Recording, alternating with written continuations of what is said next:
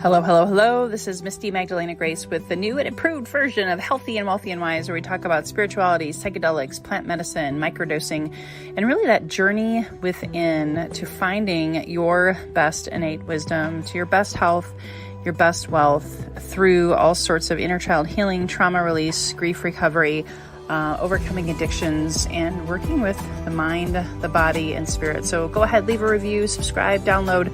We look forward to your feedback. Thanks for tuning in today.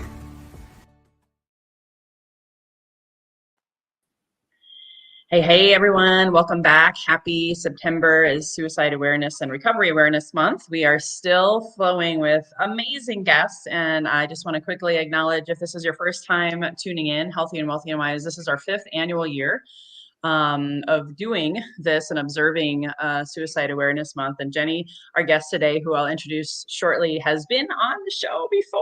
I'm so excited to have you back. And oh my gosh, we have both we both grown and evolved so much.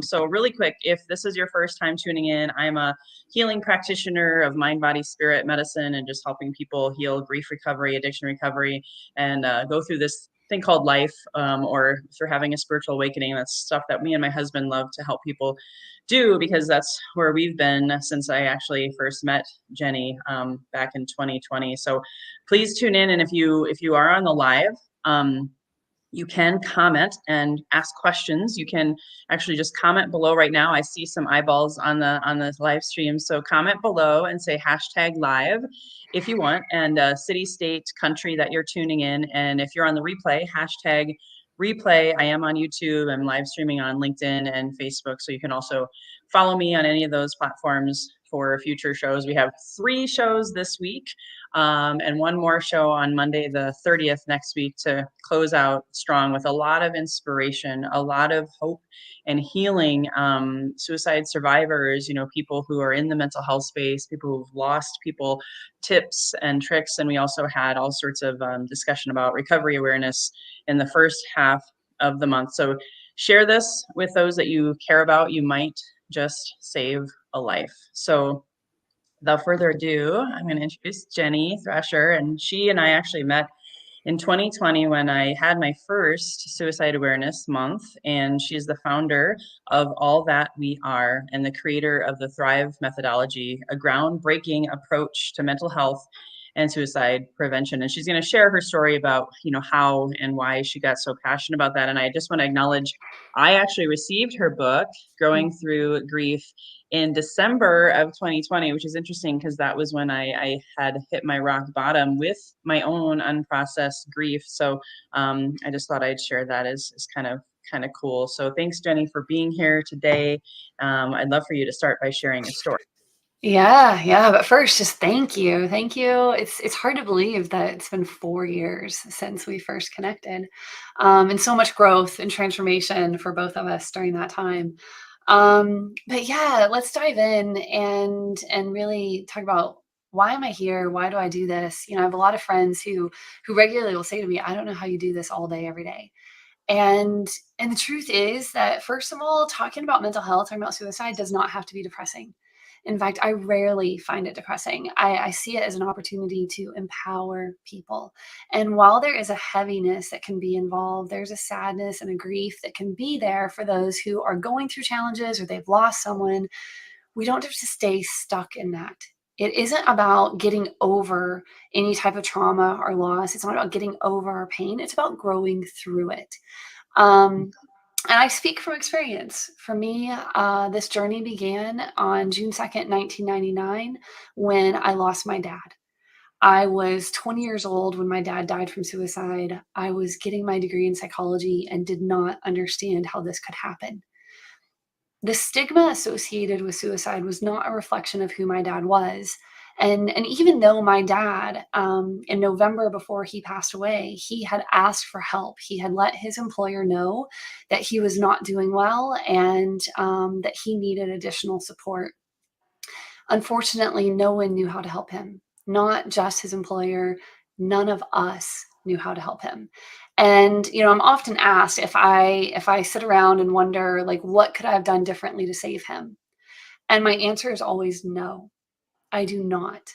But I spend every bit of my energy in figuring out what we can do differently moving forward. And it's because of that that I have been able to create the Thrive methodology, working with specialists from all over the world, learning from them, and creating a comprehensive approach to understanding the connection between our physical, mental, and emotional health. This really did begin, though, with losing my dad and needing to make sense of it, needing to understand what could cause this and how was I supposed to ever get over it, right? Even when I went through it, I'm like, I couldn't breathe. I'd find myself sitting on the floor, everything I had ever done Mm. to make him proud, and he was suddenly gone. This man who had been my inspiration and my encouragement and my love and my stability was gone. And so I am so grateful to all of the instructors that I had. I got my degree at San Francisco State University, and I cannot express the gratitude because not only did they support me when I needed it, giving me extra room and extra space and additional assistance with papers or assignments or tests, they pushed me in ways I could have never imagined to help me understand what happened to my dad and to move through my grief. Amazing. Wow. Yeah, because I've heard so many different stories about what happens after, for those that are left behind. And I do see that that makes a huge difference. And I know that's why you're also so passionate about getting this information out there, just as me, because, yeah, you don't forget that the body keeps the score. If you don't get the proper support and help, I think in those first 6 to 8 weeks, potentially, you could carry a lot of guilt, grief, shame, Sure. self-judgment, like what Yeah. could Well, I have done? I was fortunate. One of my instructors introduced me to a man who had created a specialized process group for individuals who'd lost a loved one to suicide. S- I did that program, in the first year after losing my dad. But there was another woman in the program, very close in age to me, and she had lost her dad 10 years prior. And yeah, the way that we bonded was very special and unique, um, and yet the differences between us were profound because for 10 years she had been carrying this, not speaking of him, not speaking of how he had died, the shame, the guilt, the regret, and so yeah, our journeys were very, very different as a result.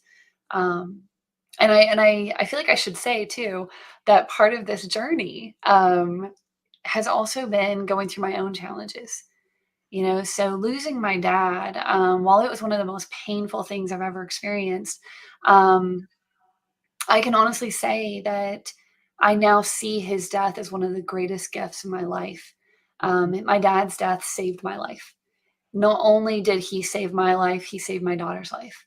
And it's because of all the things that I learned after he died. I went on to be a crisis counselor. I was a public educator on suicide prevention. And yet, 5 years after he died, I went through postpartum depression, missed all of the traditional quote unquote warning signs that they teach you. And I became suicidal. And it was because of everything I learned after losing my dad, and because of the people in my life that I'm here today. And what I mean by that is that after my dad died, I had begun having panic attacks. And it was, again, fortunate to be going to school in a place like San Francisco, where one of my classmates actually wouldn't take no for an answer. She kept suggesting acupuncture, and I was like, no. Like, yes, thank you, but no. She eventually made the appointment for me. So I remember the day getting the call from this man. I love him to this day.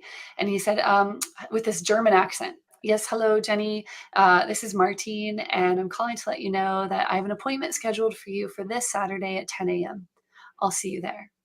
And it was like, what? No. And I really didn't want to go, but I also have this thing where I don't like to disappoint people.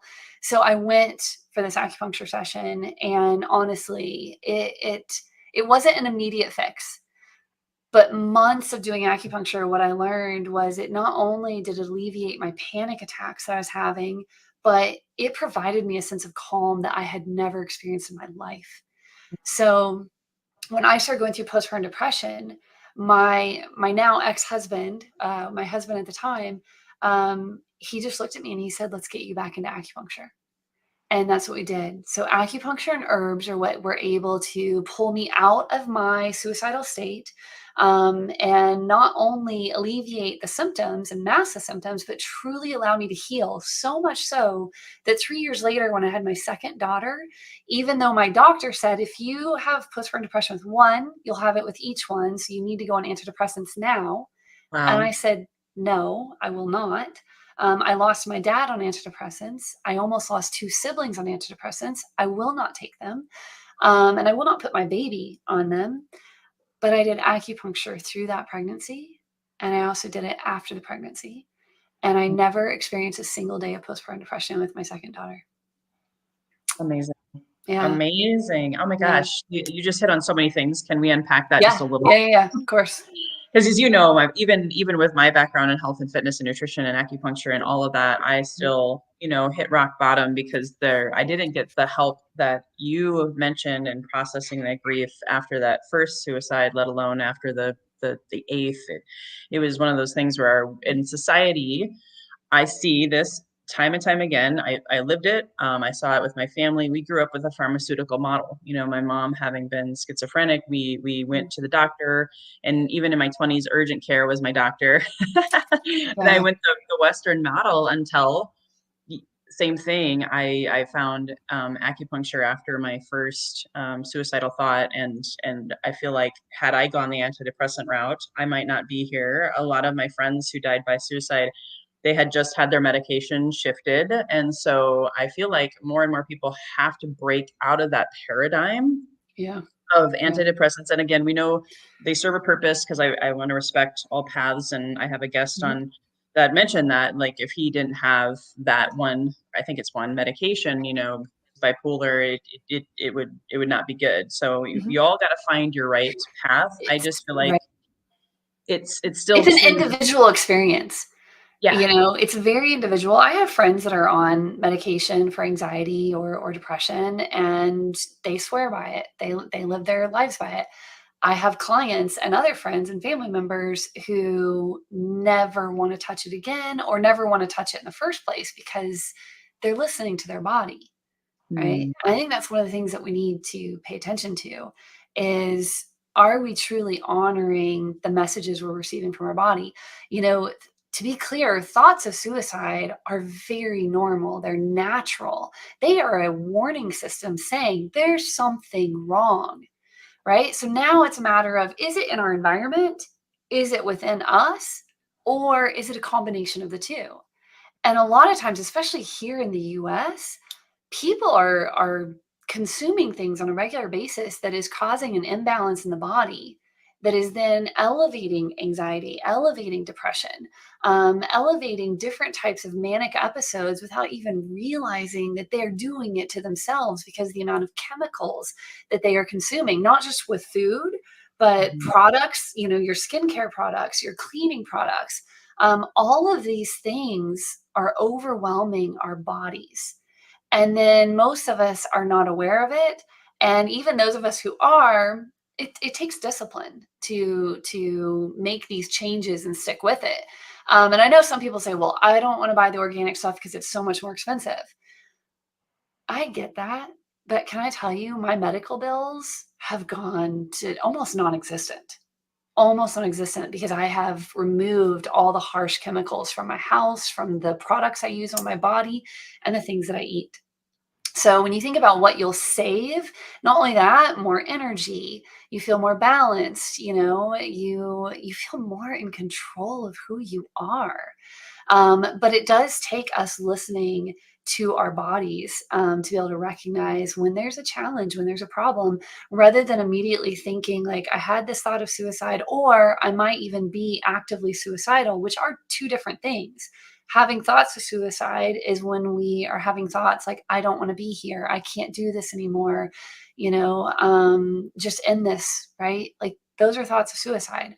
Um, Actively suicidal is when we are actively thinking of ways to die. And I want to be really, really clear here. No one chooses to have thoughts of suicide or to become actively suicidal. No one chooses to go through mental health challenges. Okay, again, these are natural, normal responses to extreme distress.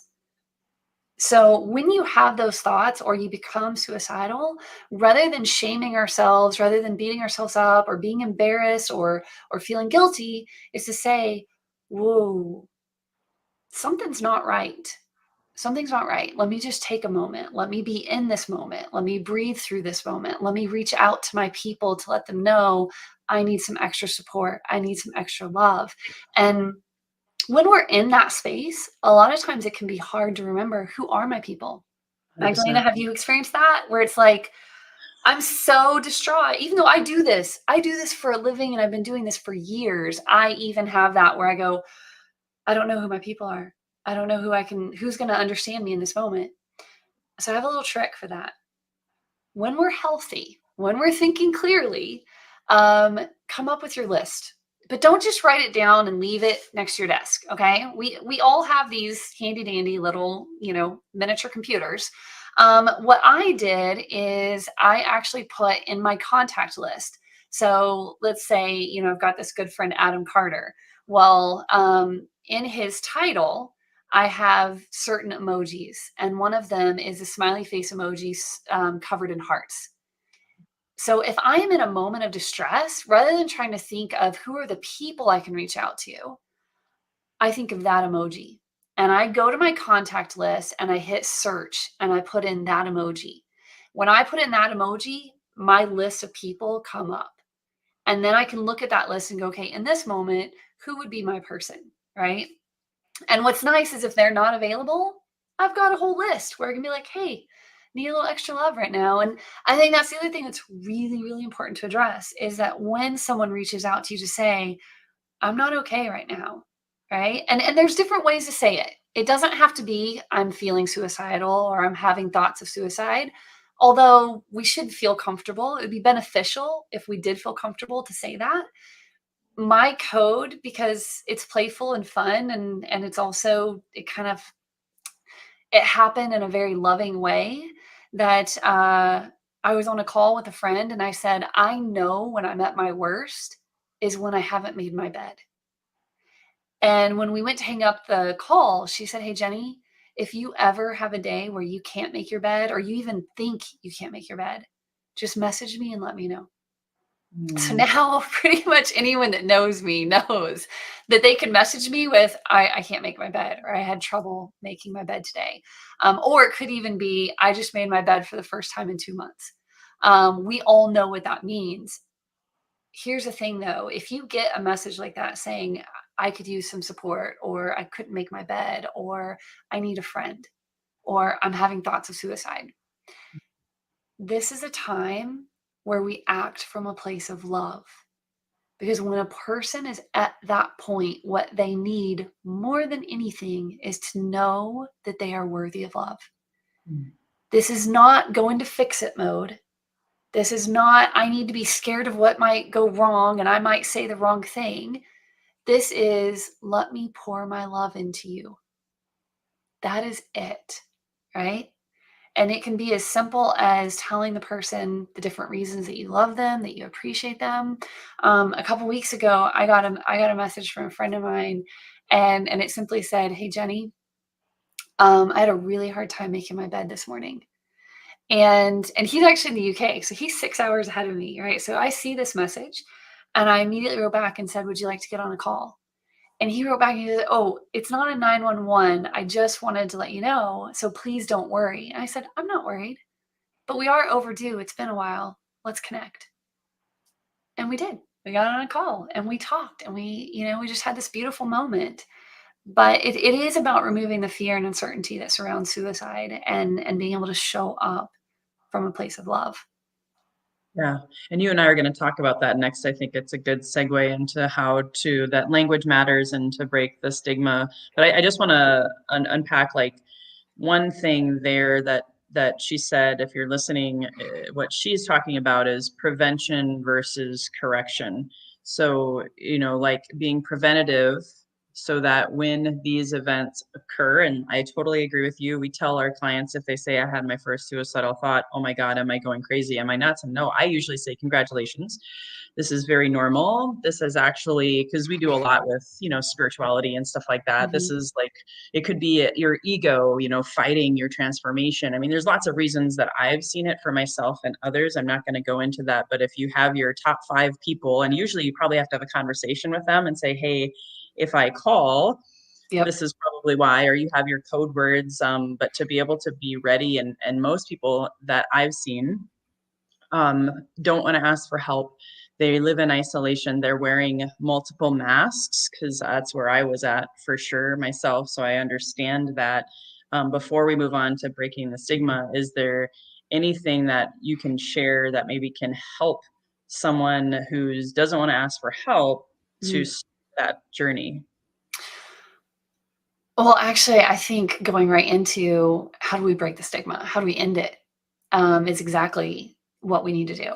I do think that the other piece of it could be understanding that there's 3 factors that put someone at the greatest risk for suicide. So simply having thoughts of suicide alone doesn't put you at the greatest risk. So maybe let's address those really quickly. So I adapted these from Dr. Thomas Joyner. His language is much more scientific and a little bit harder to really embrace and move forward with. So the way that I teach them is that the 3 factors that put us at the greatest risk are extreme distress, right? So those are oftentimes what's going to activate the thoughts of suicide. Then we have isolation and a shift in belief. And so let's just break them down a little bit further. Extreme distress is not simply the job loss, death in the family, or divorce. Extreme distress can be brought on by showing up late for an appointment. It could be, having a heated conversation with someone. For our kids, it could be getting a B instead of an A. So then the question is, how do we know? How do we know if someone's going through extreme distress if it isn't obvious? And the way that we know is that oftentimes this person will become fixated on a problem, or everything becomes a problem. And really pay attention to this if the problem seems like that shouldn't really be something you would be fixated on. Had I known this before my dad died, I would have known he was going through extreme distress because he was regularly talking about how he got a bad haircut. My dad had had the same haircut his whole life, and it did not look any different. And even though we all told him that, he was fixated on it.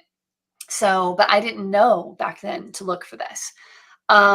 So then we have the isolation. With isolation, this is not just people spending time alone.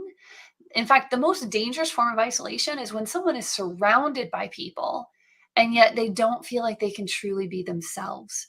They can't Oh, speak their truth. They can't say, this is what I'm going through. This is my opinion. This is what I feel, out of fear that they will be judged, shamed, possibly even abused or neglected if they were to truly be themselves. They might be abandoned by the people in their lives, right? So we really want to pay attention that it isn't just, someone wanting to go spend time alone. How are they presenting when they want to go spend time alone? Do they appear to be detached? Do they appear to be behaving in a way that's unusual for them? Um, are we noticing shifts in their behavior?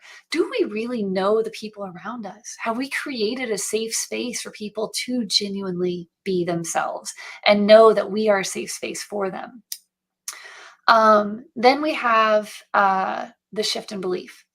Shift in belief is when a person believes that this world is no good, that their pain will last forever, that the people around them would be better off without them, that they are a burden on everyone. And at the core, it is that they are unworthy of love. So, if we actually know these 3 factors, if we're aware of them, not only can we intervene on behalf of someone else, we can intervene on behalf of ourselves. And the reason I know this works, I have been teaching this for over 4 years now, is the number of calls and testimonies that I get from people who have utilized these 3 factors to step in. The one that stands out to me the most, and my favorite one to share, is the one that took place in February of 2021 when I received a call from one of my closest friends here in Minnesota. And he said, "Hey, Jenny, you taught me the 3 factors that put someone at greatest risk for suicide, and I'm worried about you." He said, I know that you're going through extreme distress because of your divorce. I haven't heard from you in almost 2 weeks, which makes me think you're isolating yourself. So Wow. tell me, what do you think in this moment? What do you believe? I have I goosebumps. know, so do Oh, I. and here's the thing. He wasn't one of the people with the emojis, with the smiley or the hearts all over his face. I love him dearly. He's one of my closest friends, but I wasn't sure he would be able to navigate if I was honest and said, I don't even think my daughters need me right now. But Mm, because of the way he approached me, I did feel honest and I did say that to him. And mm, what was so beautiful was that in that moment, he said, okay, do you want me to come over? And I said no, because he lived like 45 minutes away and it was late. And he said, okay, if I can't come over, then I'm going to stay on the phone with you. That is as simple as you need to do. It's like the most simple thing is to just simply be there, be present, understand them. And what he did for me in that moment, he pulled me out of my isolation.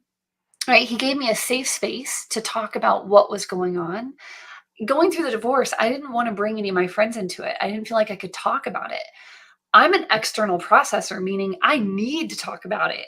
yeah, And yet me too. I could, right? So he gave me permission to talk about it. He gave me that safe space to express myself. So he pulled me out of the isolation. He alleviated my distress. By doing those two things, he brought me back to center so that I knew that my daughters needed me.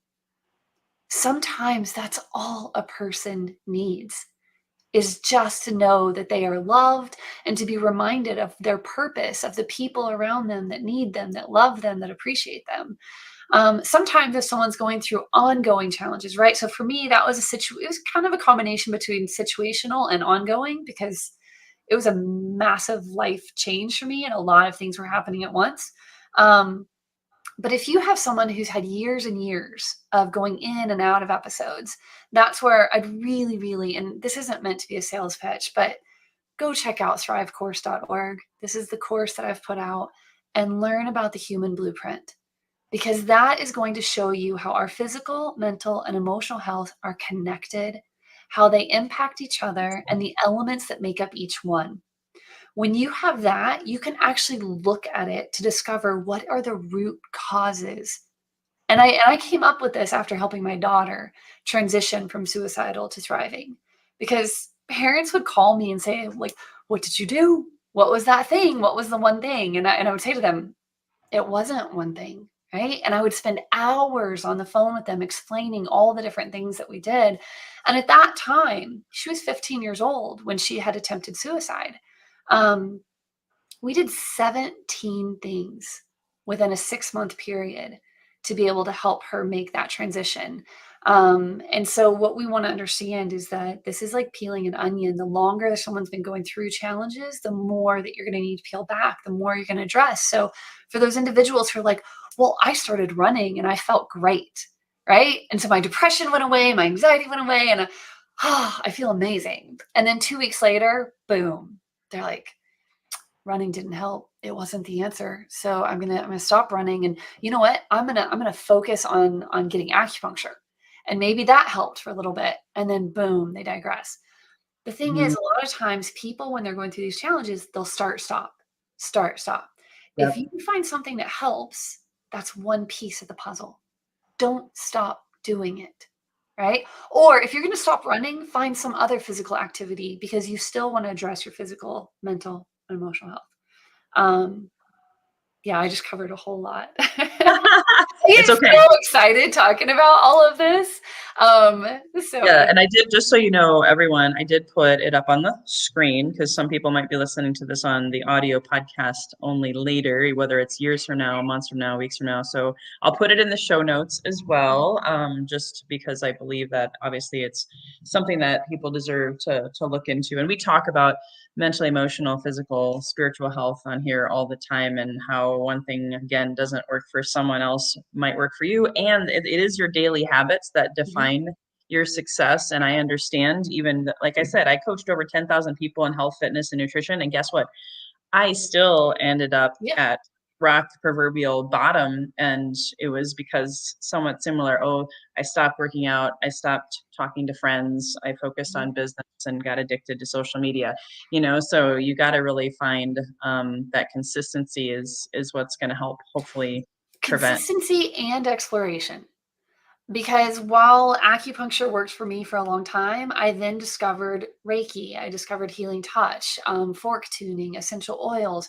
It really is exploring, again, listening to your body, Mhm. and finding practitioners that resonate with you. Not every acupuncturist out there is great, just like not every hairstylist is great, So you're going to find the ones that work for you. And even within certain specialties, within acupuncture, within Reiki, within, with plant medicine, it's finding the one that's right for you, the Mhm. one that's right for you in that moment, even, right? I've had certain acupuncturists that they were exactly who I needed to get through postpartum depression, but they weren't as great with physical pain. And then found acupuncturists that physical pain was their thing. So being open and being willing to explore is I would highly recommend. And like you said with your daughter, it was 17 things, I think you said. For me Yeah. too, I've been very open about that and even telling people like I don't sit with plant medicine almost at all anymore. I don't microdose anymore. People think we have a pharmaceutical model and a supplement model, a fitness model, even the whole industry, because I was in it. I can speak to this. Mhm. It's true. They belabor the point. They actually in some ways are teaching people you need to microdose every day, and it becomes another addiction, another Mhm. thing It- that actually doesn't. that you're dependent on. Exactly. It's a Yeah. codependency for sure, Hmm. for sure. So I Hmm. just I do want to mention that because I have seen people go down like a fixation with plant medicine and then become suicidal because it's not meant to be a long-term thing. Correct. You got to be careful about that since, I'm in that space and we talk about that on here a lot. I just wanted to reiterate that Yeah. to people and also to be careful doing it on your own because that can bring it's like trying to do acupuncture on your own in some respects. You got to really don't want to do that. No, I mean, I know some people who have done it. I don't know. It was funny. I was in an acupuncture session one time and I had fallen asleep and woke up and it was very, very dark. And I was like, did she forget that I was in here? And I didn't know what time it was. There was no clock, there was no awareness. And I actually tried to sit up to get my phone to see what time. Like, don't do it. Don't, I don't yeah. recommend trying to move with acupuncture needles all through you. So, Well, but like you said too, having those friends to call, mhm. having informed friends to call, especially when it comes to suicide, you have that, you've developed that. So Yeah, I do encourage everyone. We'll talk about how to reach out to you later, other than of course yeah, checking. I want to talk about two more things because I'm yeah, being mindful of time, and you've yes, mentioned this. Um, so I'm very curious. Part of the Lotus Throne Foundation and what we're doing, my husband and I, we do a lot of ancestral trauma. We've seen patterns in the 2 years that we've been serving people, but then we also learned our patterns. My mom was suicidal. She had attempted. I never attempted, but I definitely had thoughts and desires to do so. We believe that suicide and addiction, since we talk a lot about that, I'm throwing that in there, that mhm, there is an ancestral component to it. And it sounds like with you, your dad, your daughter, what have you mhm. seen as the common theme there? Anything? Well, I think that just like any other illness or condition, obviously we're connected to our lineage, right? There's a genetic component. However, that genetic component does not define your outcome. What it does do is raise your awareness of what can I do to better take care of myself. So if you knew that your ancestors had heart conditions or were prone to diabetes, you have the choice to make different decisions to say, I'm going to be more intentional about running, I'm going to be more intentional about my diet, my health, my nutrition. Mental health is no different.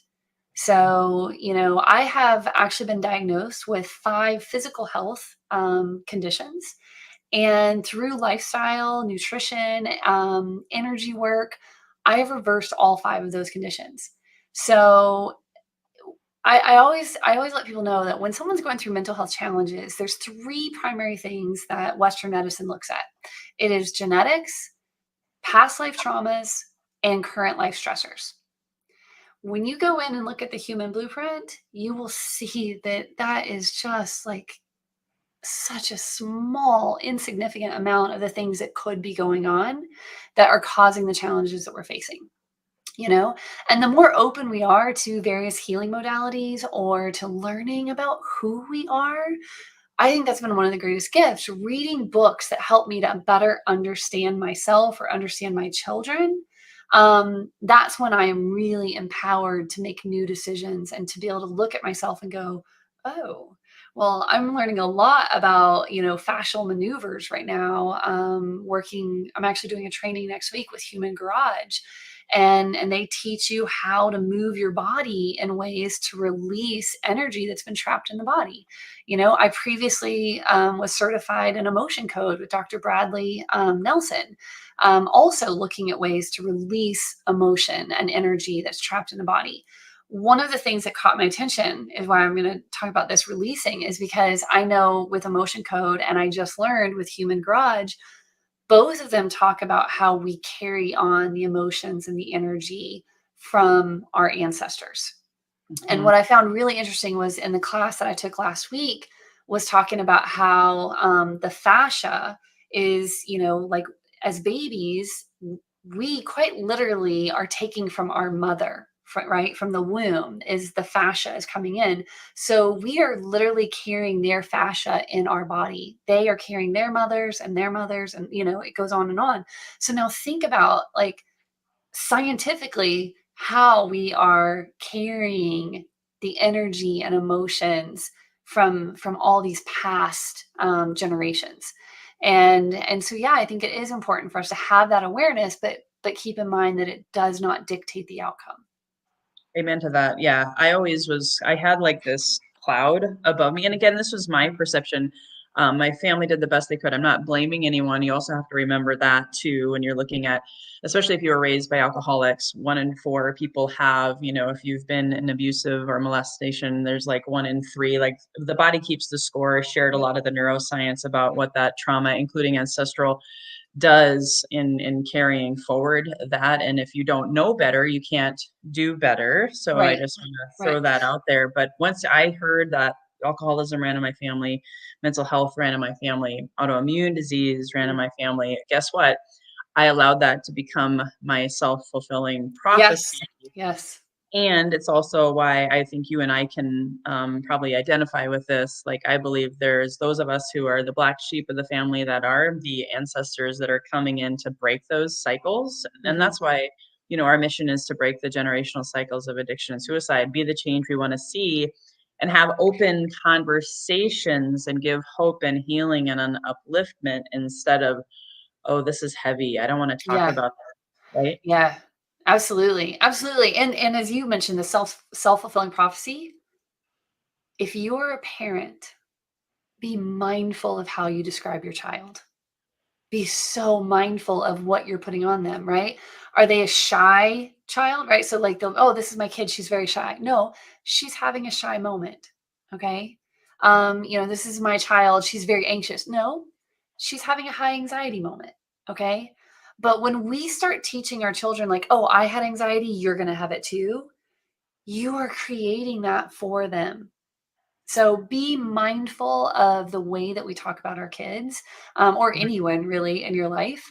And again, understanding we're all made of energy. We are all made of energy. So we feel the energy of others. We feel that energy.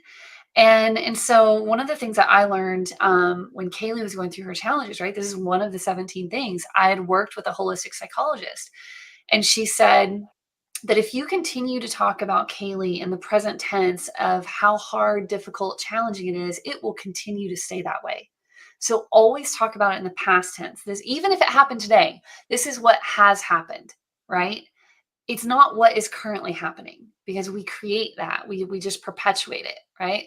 And what's interesting is Kaylee didn't even have to be in the room for me to see a difference. That if I was talking to other people, sharing about things that we were experiencing, when I would talk about them in the present moment, she would have more difficult days. Like her emotions and just the behavior was so much harder to navigate.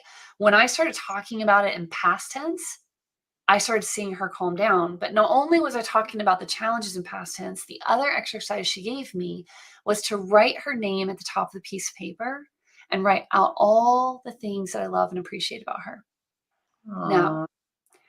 for all those parents out there whose child just went off to college and you're nervous, you're scared because they're no longer right there with you, and they're Mm. maybe facing challenges and you're thinking, I'm so far away, I can't do anything. Take a moment. I learned many years ago that sometimes, even when we're in the space, we can't do anything except love them.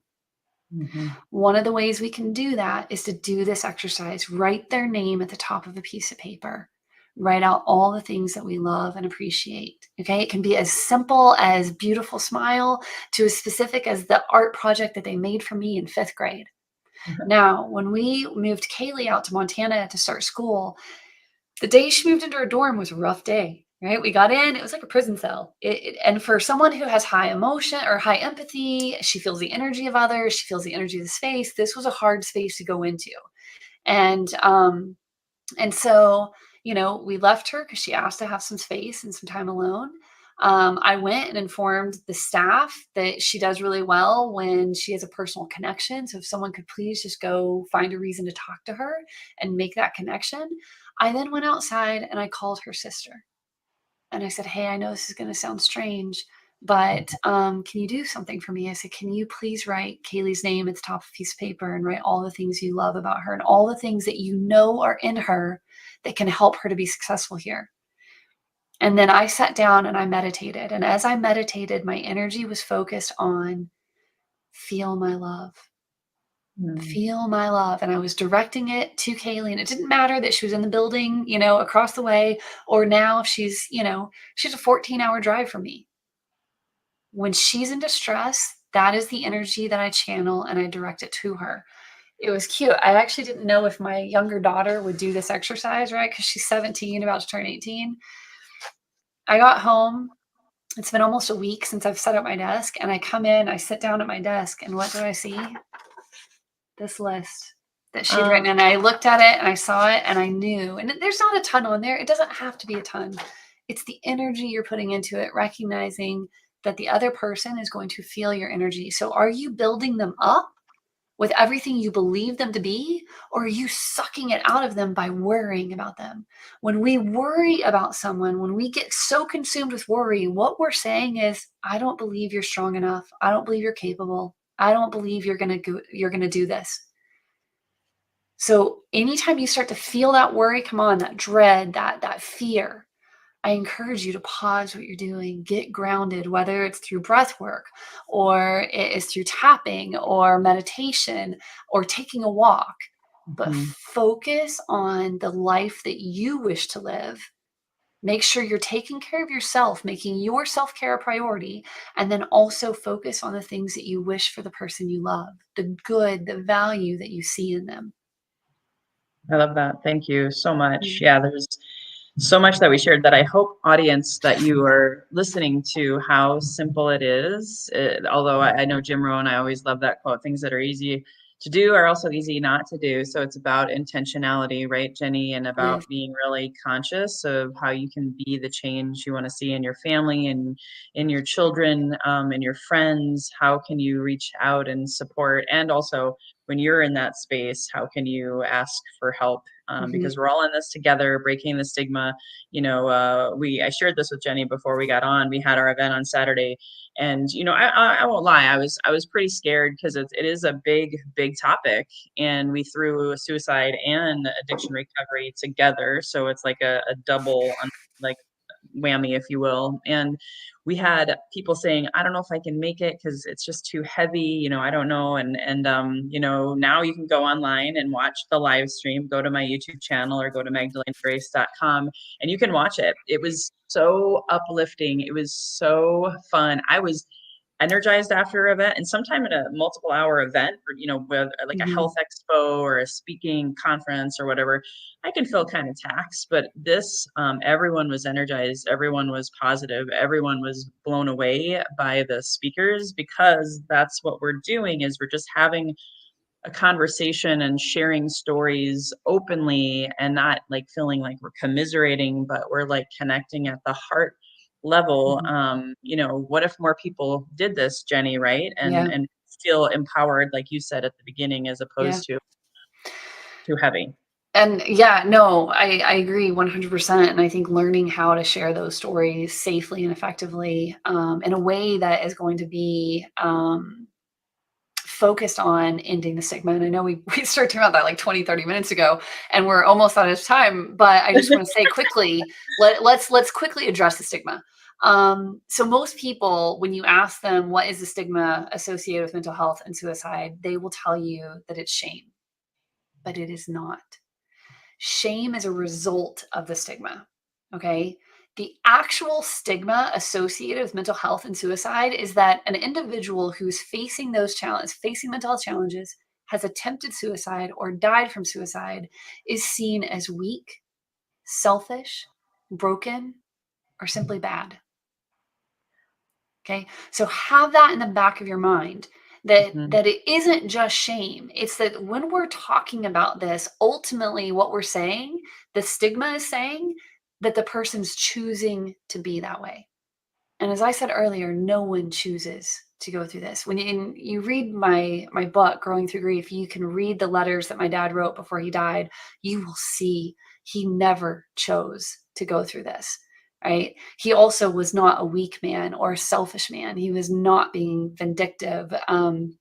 So it's important that we address what the actual stigma is, because a lot of times we'll hear people say, don't use the term committed suicide because that's associated with committing a crime.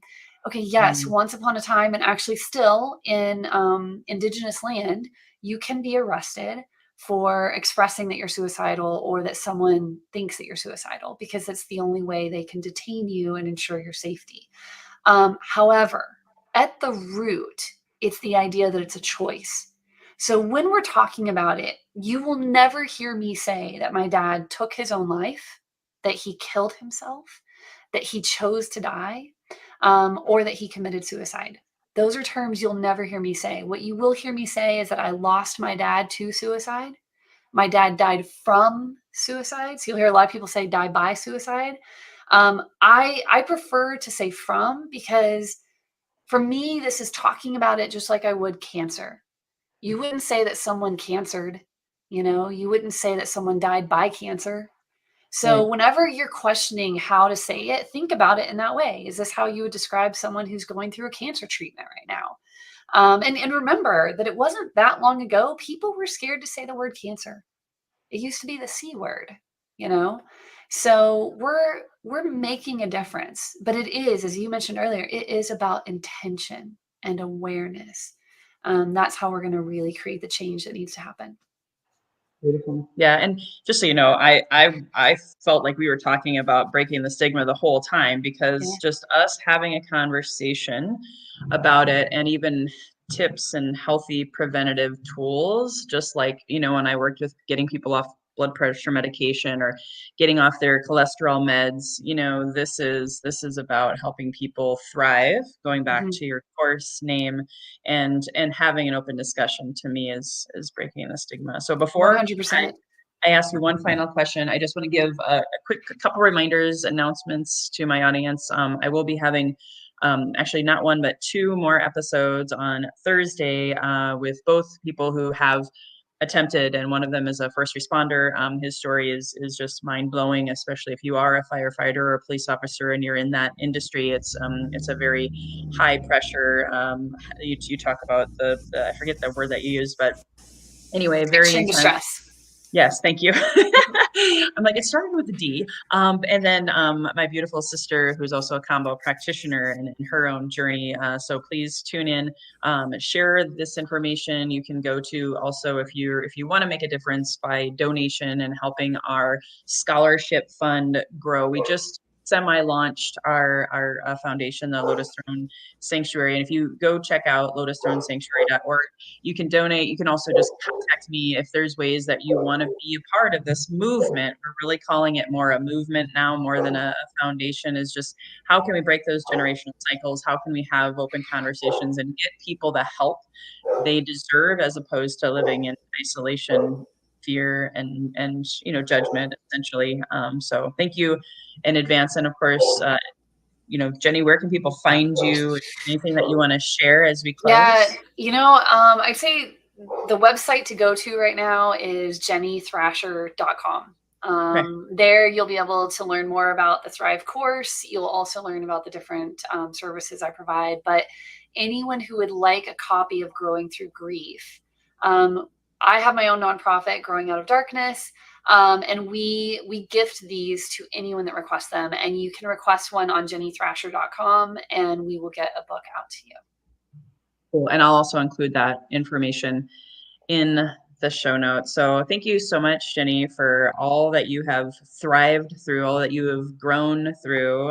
You gave so many nuggets and pearls of wisdom. I hope if you're watching this, sharing is caring. I always like to say that. Please hit the share button. You may save a life.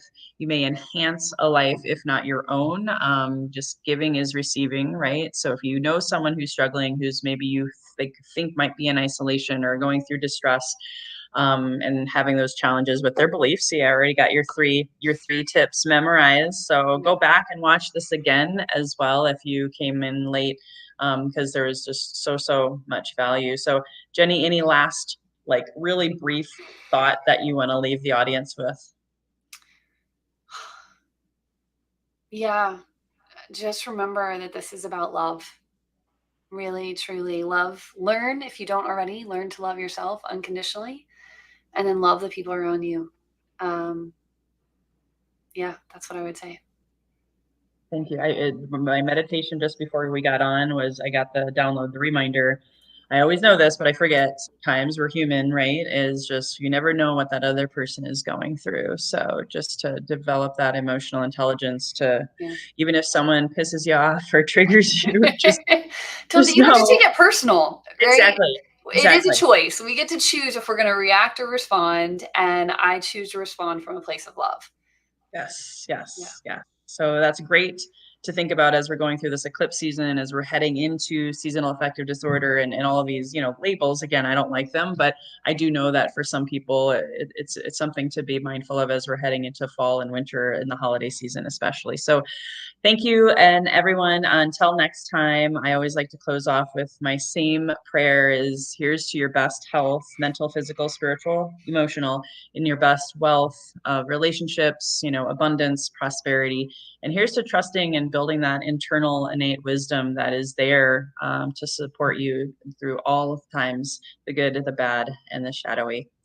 Thank you so much for tuning in. Bye-bye for now. Thank you so much for tuning in. Please subscribe, download, leave a 5-star rating or review, and also please refer this to a friend you know who may benefit from this inspirational message. We hope to see you again.